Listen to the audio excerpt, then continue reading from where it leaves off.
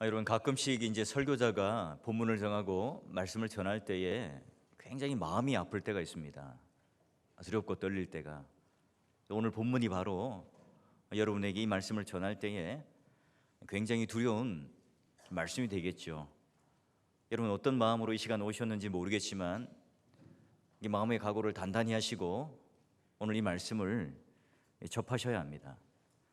여러분, 성경을 읽다 보면 의문이 생기죠. 그럴 때마다 우리는 나는 믿음이 없는가 보구나 생각하시면 안 돼요. 해석을 위한 이 건강한 질문들은 오히려 하나님의 말씀이 우미트는 생장점이 되죠. 그래서요, 그런 의문점들과 생장점들이 톡톡 터질 때 우리의 신앙은 자라가요. 성숙되죠. 오늘 이 말씀과 함께 여러분, 말씀 본래 그 자체의 깊은 맛을 누릴 수 있는 그런 은혜가 되시는 시간 되기를 주의 이름으로 축원합니다. 자, 우리가 이 기도문을 고백할 때에 첫 번째 드는 의문은 마태와 마가에 쓰여진 단어가 달라요. 사용되는 단어가 다른데요. 마태복음 6장 12절을 보게 되면 그 헬라 원어로 이제 한번 그림으로 보게 되는데요. 여기 용서, 탕감, 빚이라는 단어를 쓰였어요. 우리는 죄라는 단어로 알고 있는데요. 자, 여기 6장 12절 가보면 죄라는 단어에 숫자 2가 보입니까? 성경책 보면요. 자, 거기 각주로 내려가 보면 뭐라고 적혀 있습니까? 헬, 빚진 자를 탕감하여 준 것 같이 우리의 빚도 탕감하여 주시옵고. 이 죄라는 단어가 빚이라는 단어로 헬라어로 쓰여졌구나, 이렇게 이해할 수 있어요. 자, 그러면 똑같은 병행 구절인 누가복음 11장 4절에 가면 이렇게 되어 있습니다. 자, 우리가 우리에게 죄 지은 모든 사람을 용서하오니, 죄라는 단어가 나오죠. 자, 헬라어로 볼 때의 마태는요, 은유적 의미가 담긴 그림 언어로서 빚이라는 단어가 쓰여졌어요. 누가는요, 이 은유적인 표현을 쓰지 않고 좀 더 명확하게 죄라고 하는 단어를 정확하게 썼죠. 여러분, 왜 마태와 마가는 다른 언어로, 다른 단어로 썼을까요? 예화를 하나 들어보죠. 여러분, 언뜻 보기에 제가 금수저 아들인 것 같습니까? 아니면 흙수저 아들인 것 같습니까? 예. 딱 보니 흙수저 아들이잖아요. 저희 집은 이제 그 가난해서 어머니가 어려워서 빚을 많이 지고 있었습니다. 그래서 빚을 좀 빨리 갚으려고 이제 개주를 하셨죠. 그죠? 그래서 이게 화근이었어요. 일본으로 이제 갯돈을 타고 나르는 분이 굉장히 많았거든요. 그래서요, 더 큰 빚을 지게 되었고, 고스란히 그게 저한테 안겨졌어요. 그 시간부터 자유로움이 사라지죠. 채권자가 와서 늘 괴롭히고요. 그리고 이제 이자 갚을 날이 얼마나 빨리 오는지, 늘 밤잠을 설치시는 그 어머님을 옆에 두고 똑똑히 봤거든요. 빚은 우리의 영혼을 갉아먹죠.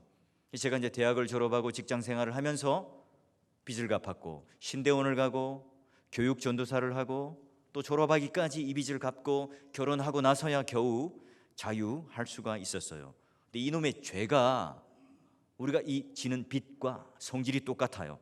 하나님께서 오늘 마땅히 우리에게 행해야 할 바를 하지 못하는 게 죄죠. 언젠가는 우리는 꼭 갚아야 하는 빚처럼 어떻게든 우리 인간은 하나님 앞에 그 죄의 싹을 갚아야 합니다. 이것을 지금 마태는요, 비유와 은유가 담긴 아주 멋진 언어로 빚이라는 단어를 썼고요. 그리고 누가는 죄라는 단어를 썼죠. 그러니 우리의 빚을 탕감해 주세요, 용서해 주세요라는 말과 누가의 죄를 사해 주십시오라고 하는 말은 똑같은 의미로 쓰여지는 기도예요. 자, 우리가 이제 두 번째 이 기도를 하면서 드는 오해가 뭡니까? 우리가 우리에게 죄 지은 자를 사하여 준 것 같이, 같이, 이게 하나의 조건절이 되어서 하나님께서도 우리의 죄를 용서해 달라는 것 같아요. 이런 거죠. 하나님, 원수 같은 내 직장의 상사, 뱀같이 차가운 시어머니, 그리고 여우 같은 며느리를 내가 용서할 테니 하나님께서도 저의 허물들을 용서해 주십시오. 마치 내가 이웃의 죄를 용서하고 사랑하고 탕감하면 그게 근거가 되고 원인이 되고 조건이 되어서 하나님께서도 나에게 그 죄를 사해 주시고 용서해 주신다. 맞습니까? 이게 그때 실제로 유대인들의 생각이었어요. 누가복음 18장에 딱 보면 하나님께 유대인들이 감사하는 근거가 뭡니까? 토색, 불의, 간음 이런 것들 하는 자들과 내가 같지 아니하고 창녀들과 같지 아니하고 그리고 세리와 같이 하지 아니함을 감사합니다. 나는 일에 2번씩 금식을 하고요, 소득의 11조를 꼬박꼬박 드립니다. 하나님, 그로 인해서 저에게 죄 사함을 주시고 복을 주는 게 당연한 거죠. 자신의 공로라고 여겼어요. 자, 지난 몇 개월 동안 저랑 함께 성경 강론을 들으시고 또한 하이델베르그 문답을 보시고 우리가 분명히 성경에 대한 이해를 가진다면 인간의 용서가 하나님 용서의 근거가 될 수 있나요? 이 개혁주의 입장에 볼 때는 껄끄러워요. 맞지 않죠? 성경도 분명히 하나님의 용서는 인간의 어떠한 경험, 요소, 근거, 조건 없이 무조건적으로 주시는 하나님의 은혜다, 선물이다, 값없이 부어주시는 하나님의 사랑이다 말하고 있잖아요. 사실 이 문장을 헬라어로 보게 되면요, 우리의 죄를 사하여 주옵시고 이게 앞에 있어요. 그리고 우리가 우리에게 죄 지은 자를 사하여 준 것 같이 이게 뒤에 붙어 있는 거예요. 논리적 순서가 뭐라고요? 먼저 우리는 하나님께 용서받은 자가 될 때에 이웃을, 아는 사람을 또는 다른 사람을 용서할 수 있다, 그런 의미죠. 또 이 주기도문은 누구에게 가르쳐준 기도입니까? 불신자들에게 사죄의 확신을 주고 구원을 주기 위한 조건으로 가르쳐준 기도가 아니에요. 이미 예수님을 믿었고 제자들이었고 신자된 자들에게 너희들 매일의 삶을 살 때에 어떻게 죄 용서함을 받을 수 있을까? 자, 그런 상황에서 제자들에게 준 말씀이죠. 그러니 이 말씀은요, 칭의의 상황이 아니라 성화의 상황에서 주어진 항목이에요. 또 여러분 보세요. 밥을 달라, 하루치 밥을 달라는 기도가 먼저 나왔죠.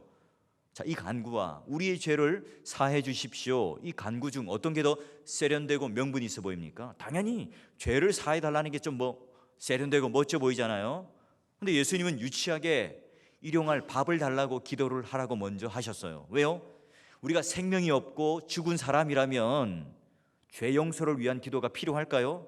아직 태어나지 않은 사람은 기도를 배울 수가 없습니다. 예수 믿지 않는 사람들은 기도할 수 없어요. 예수 믿지 않는 사람들은 성경을 읽을 수 없고요, 예수 믿지 않는 사람들은 하나님을 만날 수 없고 간구할 수가 없어요.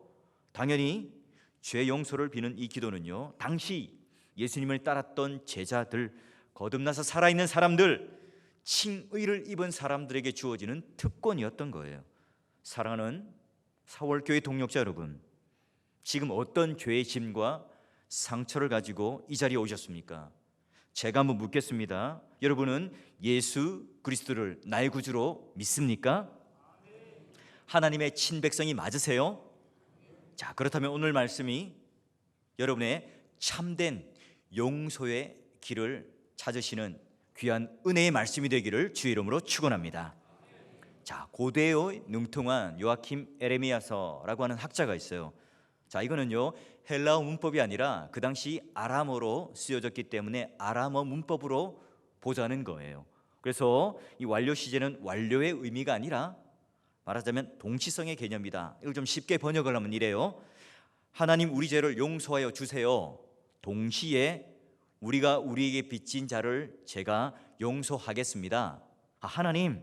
하나님께로부터 내가 용서를 받고 그 빚을 탕감받은 다음에야 그것처럼 우리도 그렇게 살아가겠습니다. 그런 서약 또는 의무의 개념으로서 이 문장은 우리들에게 주어진 거라 보고 있어요. 동역자 여러분, 지금 저와 함께 이 어려운 해석학적 과정을 함께 거쳐봤는데요, 이럴 필요 없이 아주 쉬운 문장으로 이미 해설이 되어 있어요. 하이델베르크 126문을 볼까요? 주보에도 실려 있는데요, 제가 여러분에게 묻습니다. 답을 한번 힘차게 해주십시오. 5번째 청원은 무엇입니까? 사해 주었듯이 우리에게도 우리의 빚들을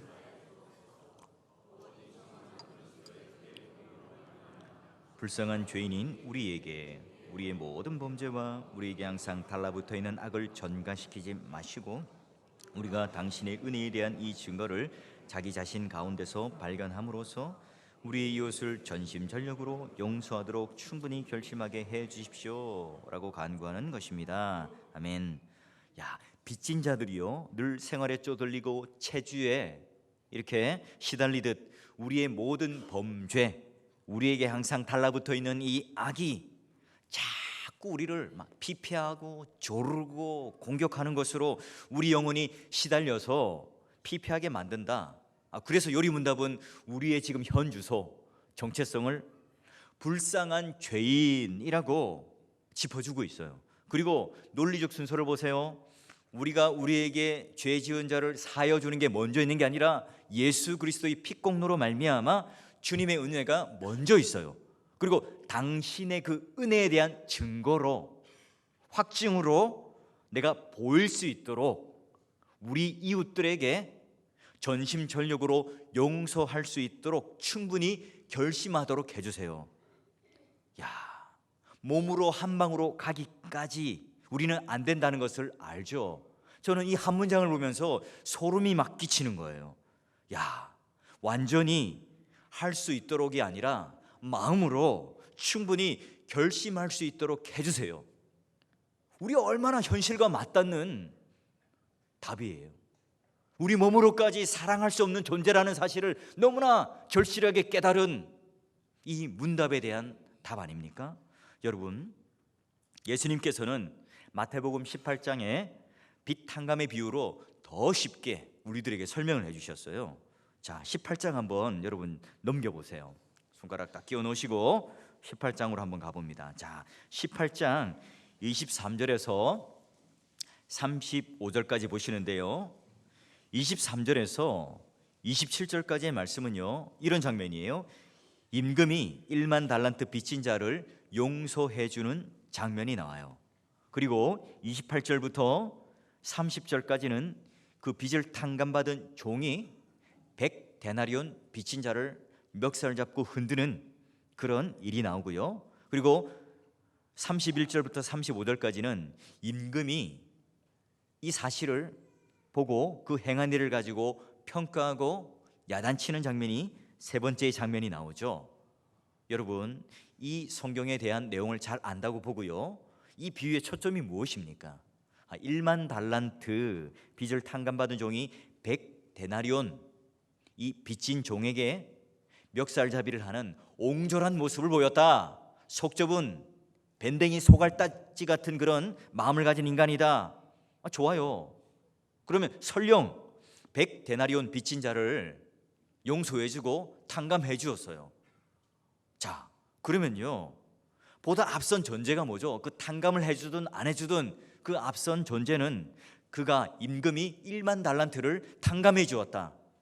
그 1만 달란트의 죄와 빚을 탕감해 주었다는 사실이 바로 그 전제가 앞서는 거죠. 그리고 고대 1만 달란트는요, 노동자의 20만 년치의 임금에 해당해요. 여러분, 이걸 우리가 어떻게 능력으로 갚을 수 있죠? 죄도 마찬가지입니다. 죄인인 우리가 어떻게 그 죄의 삭을, 억만 그런 넘는 그런 죄의 삭을 우리가 갚을 수 있죠? 이 죄인을 판단하시는 재판관은 하나님이세요. 하나님만이 사면권을 가지고 우리의 빚을 탕감하시고 죄를 용서할 수 있는 사면권을 가지죠. 그러기에 죄 용서, 구원은 무조건적으로 하나님 편에 있는 것이고, 그래서 은혜로 주어지는 것이고, 우리의 행동은 그저 그 은혜에 대해서 감사할 따름이죠. 그런데 35절, 우리 35절 한번 같이 읽어볼까요? 18장 35절 시작. 너희가 각각 마음으로부터 형제를 용서하지 아니하면 하늘 아버지께서도 너희에게 이같이 하시리라. 오늘 너희가 1만 달란트 탕감받은 것, 그걸 너가 기억하고 있다면 이 100데나리온 빚진 자에게 너는 어떻게 행할 것인가? 여러분, 이 말씀은요, 비유의 형식을 취할 뿐이지 이 주님의 어마무시한 경고요, 명령이에요. 우리 죄를 용서해 주시옵고 이걸로 끝나는 게 아니라 뭐예요? 우리가 우리에게 죄 지은 자를 사하여 주도록 해주십시오라는 말을 덧붙였어요. 그러기에 여러분, 마틴 루터는 이 기도를 두려운 기도라고 했어요. 어거스틴은요, 이 기도를 끔찍한 기도라고 한 거예요. 그냥 우리 은혜를 받고 하나님 앞에 1만 달란트의 죄를 탕감받으면 좋잖아요. 기분이 좋죠. 은혜로워요. 여기서 딱 끝이면 좋은데 어떻게 하라고요? 그 은혜 받은 마음을 가지고 50만 분의 1 정도 되는 그 이웃을 너도 사랑하는 표로, 은혜 받은 증거로, 그 확증으로 나에게 보여주거라. 이 명령인 거예요. 사랑하는 동역자 여러분, 이 기도가 끔찍하거나 두려운 기도가 아니라 참된 용서의 맛을 아는 그 은혜로운 이 기도가 됨을 진실로 아는 여러분이 되시기를 주의 이름으로 축원합니다. 머리로는요 얼마든지 이해가 되죠. 그런데 이 거북스러운 이 용서라는 명령을 우리는 어떻게 삶 속에서 구체적으로 적용할 수 있을까요? 이 죄 사함의 은혜를 받은 사람이 이웃을 용서함으로 나는 1만 달란트 빚 탕감을 받은 자이지, 다른 사람에게 확증하고 보증하고 보여줄 수 있는 이 증거의 은혜를 우리는 어떻게 누릴 수 있죠? 제가 영화 한 편을 소개합니다. 2007년에 전도연이 칸 영화제에서 여우주연상을 받은 영화가 무엇인지 아십니까? 밀양이죠. 이창동 감독이 만든 이 영화는요, 한국 지성계는 물론 한국 기독교계의 구원 그리고 용서란 무엇인가 질문을 던지면서 큰 반향을 일으켰어요. 제목도 한자로 밀양, 여기 우리 밀양이 있지만 이게 어둠 또는 은밀한, 그리고 또 빛, 상반되는 내용이고요. 영어로도 Secret Sunshine 이라는 제목과 같이 영화의 내용을 넌지시 우리에게 이야기하죠. 간단한 줄거리는 이렇습니다. 30대 초반의 여성인 신혜는 남편을 여의고 그 남편의 고향인 밀양으로 아들 준과 함께 내려가게 됩니다. 신혜는 피아노 학원을 차리죠. 그리고 사람들에게 투자하기 좋은 땅을 좀 알아봐 달라고 여기저기 부탁을 해요.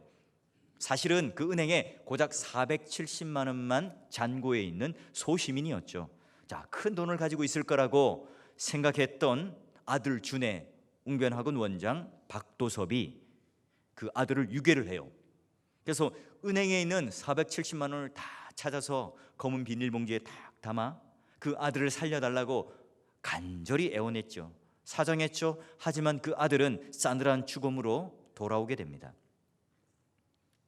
아들의 사망 신고를 마치고 동사무소에서 나오는 중에 마침 상처받은 영혼을 위하여 하는 현수막이 크게 내달려 있는 부흥의 광고를 보고 그는 교회로 향합니다. 그녀는 참을 수 없는 고통을 토해낸 다음에 부흥 강사의 안수 기도를 받고 위안을 얻게 되죠.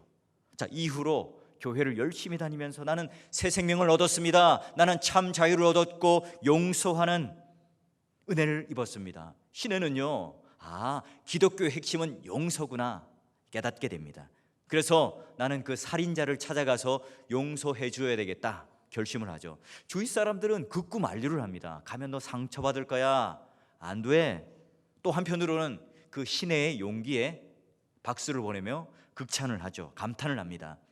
교도소를 막상 찾아갑니다. 살인자 박도섭을 만났어요. 저희 접견실에서 박도섭의 얼굴을 보는 순간 이 범죄자의 그림은 온데간데 없어요. 오히려 너무나 평안한 얼굴로 해같이 빛나는 거예요. 신혜가 용서를 해주기도 전에 이미 그는 교도소에서 예수님을 영접했고 용서를 받았고 죄 사함을 받았다고 말을 합니다. 이 두 사람은 용서에 관한 이 대화를 3분 정도 나누는데요. 그 장면을 우리 한번 잠시 볼까 합니다. 몰라요. 그래서 내가 여기까지 찾아온 거예요. 그분의 사랑을 전하기 위해서요. 고맙습니다. 정말 고맙습니다. 준이 어머니한테 우리 하나님 아버지 이야기를 듣게 되니 참말로 감사합니다. 저도 믿음을 가지게 되었거든요. 요 교도소에 들어온 뒤로 하나님을 가슴에 받아들이게 됐습니다. 하나님이 이 죄 많은 인간한테 찾아와 주신 거지. 그래요? 하나님을 알게 됐다니 다행이네요. 예, 얼마나 감사한 일입니까? 하나님이 이 죄 많은 놈한테 손 내밀어 주시고 그 앞에 엎드리가 지은 죄를 회개하도록 하고 제 죄를 용서해 주셨습니다.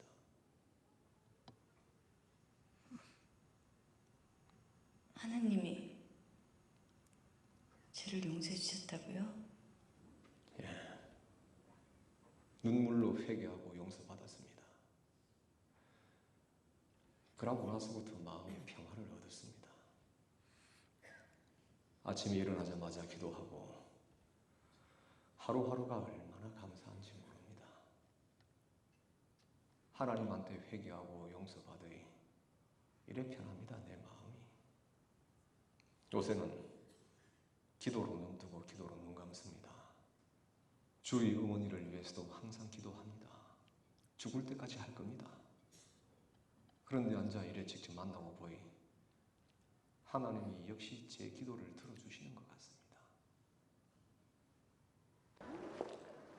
솔직히 난 걱정 좀 했었는데 잘 됐습니다. 처음에 딱 들어오는데 얼굴이 훤하요. 너무 얼굴이 좋아 보이는 거라요. 야, 교도소 들어왔는데 죄인 치고는 얼굴이 너무 좋아 보인다. 난 속으로 그렇게 생각했는데 알고 보니 그 친구도 하나님만 믿게 됐답니다. 하나님 믿고 구원받으면서 그리 많이 편해졌다는 거야. 그러고 나서는 뭐 하나님 얘기만 한 거죠, 서로. 친구 얼굴 좋대. 하나님 힘이 무섭대. 하나님 힘이 무섭지. 그렇죠. 여러분, 서로의 대화 속에서 하나님의 사랑과 용서를 운운합니다. 하지만 여러분 보시기에 시내가 진정한 용서를 한 게 맞습니까? 박도섭은 진정한 용서를 받은 게 맞습니까? 충분한 준비도 없이 용서를 하겠다는 시내를 보면 안쓰러워 보입니다. 하나님의 이름을 들먹거리며 용서를 말하는, 은혜를 말하는, 사랑을 말하는 박도섭은 가증스러워 보이죠. 여러분, 이게 우리의 솔직한 자화상 아닙니까? 우리의 현 주소 아니에요? 사랑하는 동역자 여러분, 여러분은 과연 용서의 사람이십니까? 이 날카로운 질문 앞에 모든 그리스도인들은 컴플렉스에 빠지게 되죠. 새벽 기도 때마다 우리는 기도하죠. 나를 힘들게 하고 나에게 상처 주는 인간들을 하나님 용서하게 해주십시오. 내가 그를 사랑합니다. 열심히 기도했어요. 그러나 교회 밖을 나오는 순간 그 껄끄러운 인간을 보게 되면 어떻죠? 다시금 욱하는 마음이 올라옵니다. 감정이 격해져요. 그리고 마음을 쓸어내리면서 다시 한번 결단하고 결심하고 각오를 하게 되죠. 자, 이튿날 또 열심히 기도하고 금요기도에 가서 하나님 용서하고 사랑합니다라는 기도를 했어요. 이제 교회 복도 맞은편에서 그가 걸어오고 있어요. 나는 이미 용서를 했으니 내가 피할 이유가 없지. 가서 사랑한다고 악수를 청하고 안아주어야지. 하지만 그런 나의 의지와는 상관없이 내 몸은 이미 벌써 반대 방향으로 가고 있어요. 화장실로 숨죠. 복도 저편으로 숨게 됩니다. 이게 우리의 모습이에요. 세상 사람들은 용서란 어떤 의미인가? 제가 포털 사이트를 찾아보니 지은 죄나 잘못한 일에 대하여 꾸짖거나 벌하지 아니하고 덮어줌. 여러분, 용서가 쉽습니까? 이렇게? 과연 우리는 용서의 사람이 맞습니까? 우리는 일상생활에서 어떻게 용서를 하는 것을 이해하죠? 첫 번째, 상처를 치유받는 가장 빠른 길은 복수하면 되죠. 아내가 삐져서 말을 안 하면 나도 말을 안 하면 돼요. 큰 문제가 생기지 않고 얼마든지 복수를 할 수 있습니다. 그의 약점을 잡아서 험담을 하고요, 그의 연약함을 붙잡아서 자꾸 공격을 하는 거예요. 둘째는요, 용서는 하나의 이상이라고 생각해요. 그냥 그거는 사람이 할 수 없는 거니까 나는 미움과 증오를 계속해서 가지고 살아가야 되겠다 생각을 해요. 세 번째 유형은요, 용서가 은사인 사람이 있죠. 그래서 난 아무 조건 없이 용서할 수 있어 라고 말합니다. 하지만 곧 돌이켜보면 내가 속은 것 아닌가? 내가 너무 과도하게 양보한 것은 아닌가? 내가 너무 쉽게 용서를 한 것은 아닌가? 스스로 막 혼란스러워하고 상처를 부여잡고 살아가요. 또 네 번째 유형은요, 용서를 남보다 더 잘한다고 생각하는 사람이 있어요. 쉽게 용서하는 사람의 마음은 어떻죠? 우월감이 있어요. 인격적으로 나는 탁월한 사람이라고 착각할 수 있죠. 그리고 남에게 함부로 말을 하고 나는 뒤끝이 없어, 나는 그냥 뭐 아무렇게 잊어버렸어 라고 일방적으로 생각하는 사람이 있어요. 우리가 이렇게 쉽게 눈 감아주는 이유가 뭐죠? 괜히 긁어부스럼 만들면 피곤하죠. 서로가 건드리면 아프니까 그냥 놔두는 거예요. 동역자 여러분, 이게 과연 참된 용서가 맞습니까? 그냥 그저 덮어주는 게 참된 용서가 맞는 겁니까? 이 네 가지의 유형대로 우리가 하고 있는 게 과연 용서라는 의미가 맞는 거예요? 이런 용서는 백날 해봐도 그 관계가 왜곡된 채 그대로 있어요. 그러기에 고통이 줄지 않죠. 절대로 줄지 않습니다. 참된 용서의 기쁨을 누리지 못하고 오늘 우리는 살아가게 돼요. 그러니 우리는 늘 부담이죠. 짐이요, 율법 아래에 마치 나는 패배자가 되어서 살아갈 수밖에 없어요. 그리스도인들조차 쓴뿌리를 제거하라, 견고한지를 파괴하라, 나는 사죄의 확신을 가져노라, 나는 생명과 사망의 법에서, 죄의 법에서 나는 해방하여노라. 그렇게 우리는 읽지만, 우리는 선포하지만, 우리는 머리로는 얼마나 동의하지만, 정말로 지식적으로 누구나 다 설명을 할 수 있지만 몸이 안 되잖아요. 몸이 따릅니까? 이럴 때 우리는 좌절을 맛보죠. 결국 용서는 하나의 이상이다 생각하는 게 편해요. 목사님 어떻게 그렇게 잘 아시죠? 제 경험이기도 하죠. 여러분의 경험이기도 하잖아요.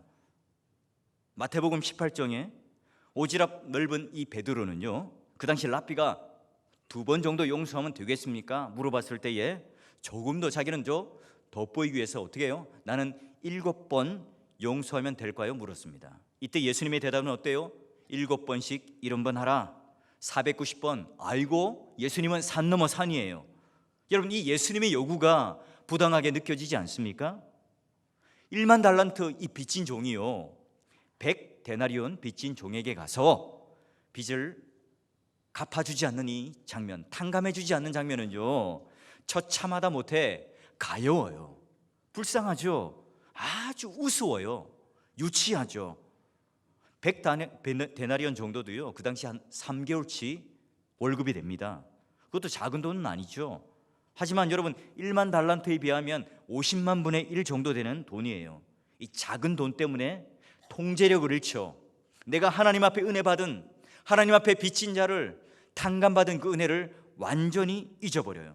그리고 울그락불그락한 채 100데나리온 빚진 종에게 가서 멱살잡이를 하면서 이놈의 종! 하면서 분노와 적개심과 울분을 쏟아놓으며 빚을 갚으라고 독촉을 합니다. 정의를 따지죠. 원칙을 따져요. 규칙을 따지면서 그를 올가맵니다. 여러분, 이 종의 문제가 뭡니까? 왜 악한 종이 되었죠? 왜 작은 돈을 탕감해주고 있지 못하는 겁니까?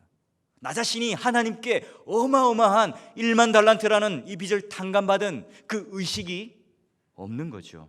감각이 없어요. 그래서 용서를 하래야 할 수가 없습니다. 진정으로 사랑할 수가 없죠. 즉, 이 비유는 하나님의 은혜를 날마다 새롭게 인식하고 그 사랑을 느끼지 않는다면 참된 용서를 할 수가 없다. 진정한 용서와 사랑이 불가능하다.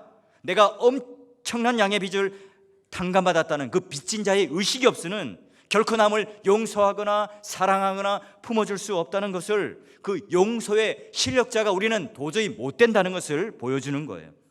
그러니 너희들은 과연 진짜 용서를 받은 자가 맞다면, 사랑과 은총을 받았다면 50만 분의 1 되는 그 100데나리온의 빚진 자를 향하여 너희가 사랑을 뿜어내는, 너희가 용서를 할 수 있는 그 삶을 뿜어내라, 살아내라.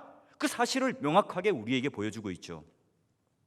사랑하는 동역자 여러분, 과연 여러분은 용서의 사람이 맞습니까?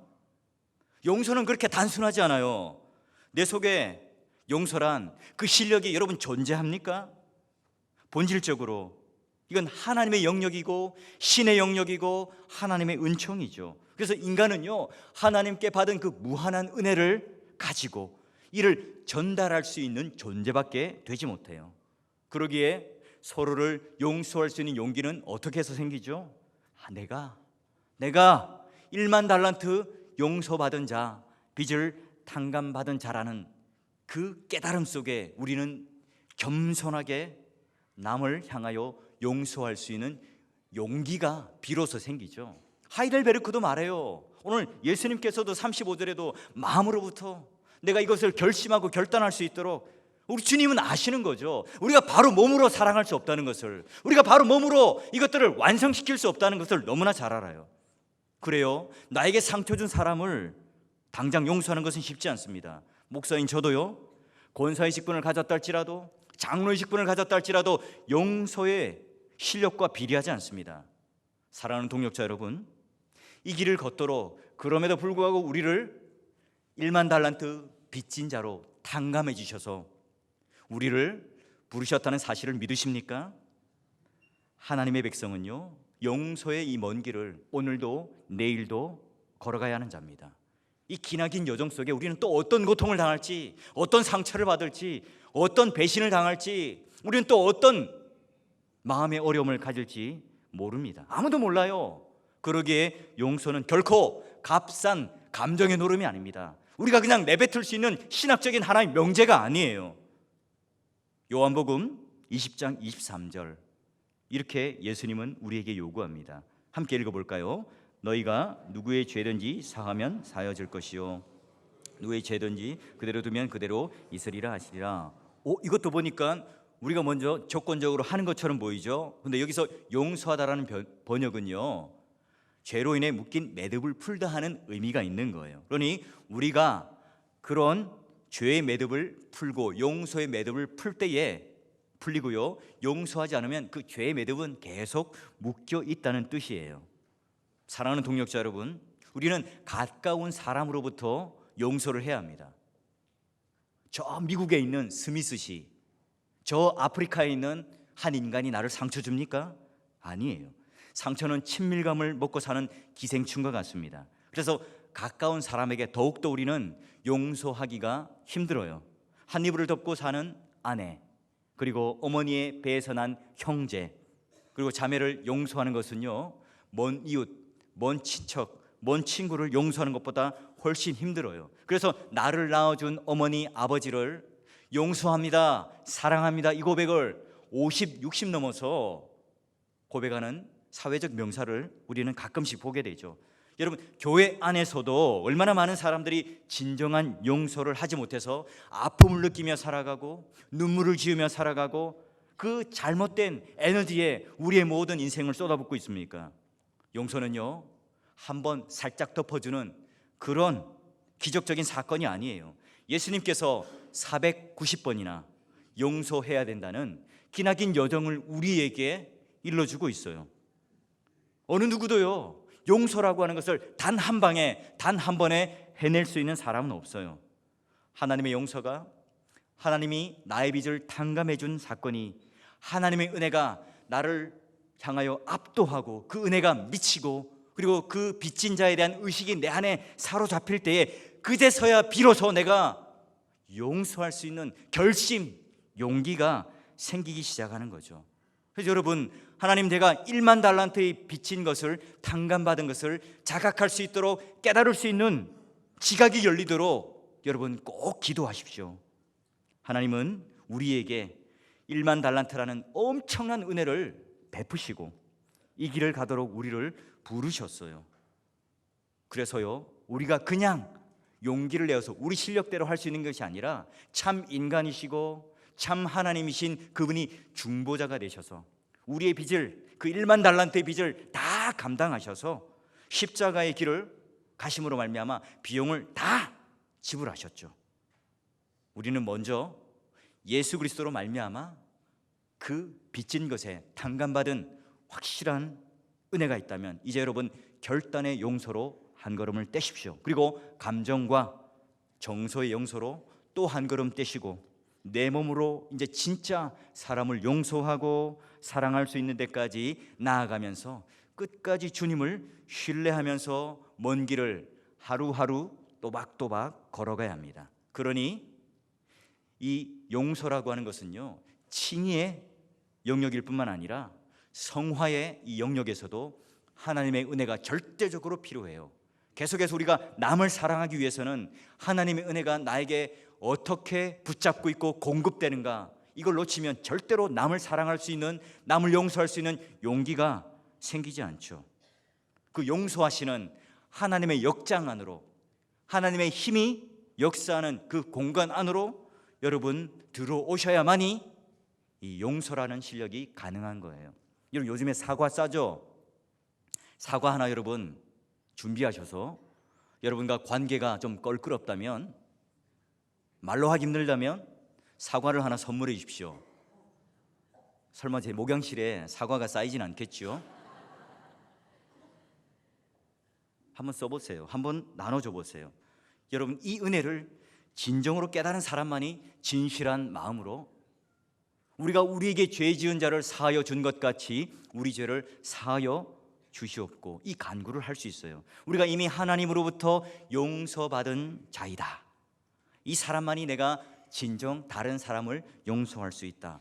그 증거, 그 보상, 또 다른 용서로서 내가 남을 용서할 수 있도록 해주십시오 라고 하는 이 기도죠. 여러분 여전히 하나님을 용서받는 우리와 같은 존재가 되게 하시고, 내 옆에 있는 가까이 있는 사람에게 이제 내가 하나님 용서할 수 있는 용기를 주시고 내 몸까지 그렇게 갈 수 있는 사람이 될 수 있도록 해달라고. 이 기도가 마틴 루터나 어거스틴이 말했던 것처럼 무시무시한 기도, 두려운 기도가 되는 것이 아니라 하나님 역장 안에 딱 있을 때, 용서의 그 공간 안으로 딱 들어와서 내가 그 은혜에 침잠하고 있을 때에 오히려 이 기도의 참맛을 누리고 참된 승리와 참된 용서와 참된 사랑을 경험하는 여러분 되시기를 주의 이름으로 간절히 축원합니다.